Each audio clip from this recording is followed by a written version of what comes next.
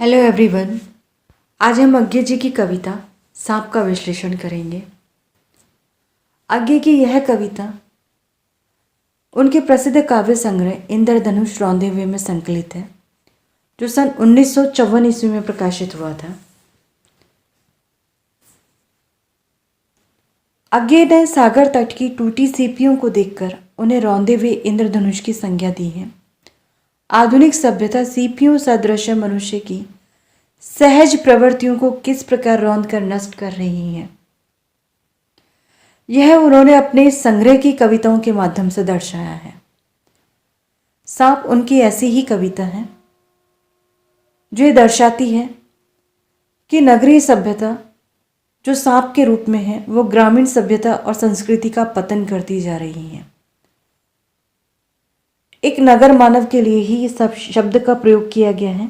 अज्ञे के काव्य में प्राय सांप शब्द का व्यवहार शैतान के लिए हुआ है, इसलिए यहाँ पर अभिलक्षित और प्रतिपाद्य व्यंग अधिक तीखा हो जाता है। यह अज्ञे की व्यंगमयी शैली में लिखी गई प्रभावशाली कविता है, जिसमें कवि सांप के माध्यम से नगर में रहने वाले कृतज्ञ मानवों पर व्यंग कर रहा है। सांप एक ऐसा जीव है जिसे मानवीय व्यवस्था के अनुरूप सभ्य नहीं कहा जा सकता और ना ही नगरीय व्यवस्था के अनुरूप वह रह ही सकता है। फिर कवि को आश्चर्य होता है कि वह ना तो सभ्य है और ना ही शहर में रहता है, किंतु फिर उसका जो एक गुण है कि वह डसना जानता है और विश्वमन करता है, जैसे नगरों में रहने वाले और अपने आप को सभ्य कहलाने वाले कृतज्ञ लोग करते हैं। तो कवि सांप को संबोधित करते हुए पूछता है कि यह तो बताओ कि यह डसने की कला कहाँ से सीखी, जबकि तुम वास्तव में नगर के निवासी नहीं हो।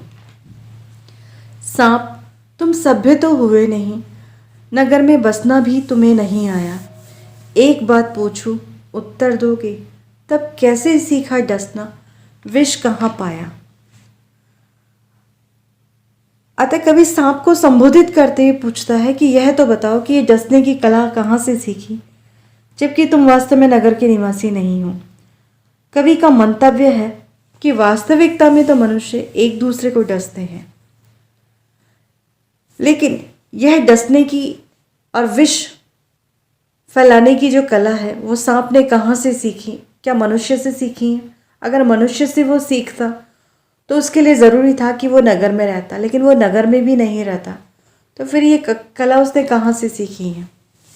यह मुक्तक नगरों में रहने वाले और अपने आप को सभ्य कहलाने वाले लोगों पर तीखा व्यंग है, जो अपने को सभ्य कहकर भी समाज में कृतज्ञता और विषाक्ततापूर्ण व्यवहार करते हैं।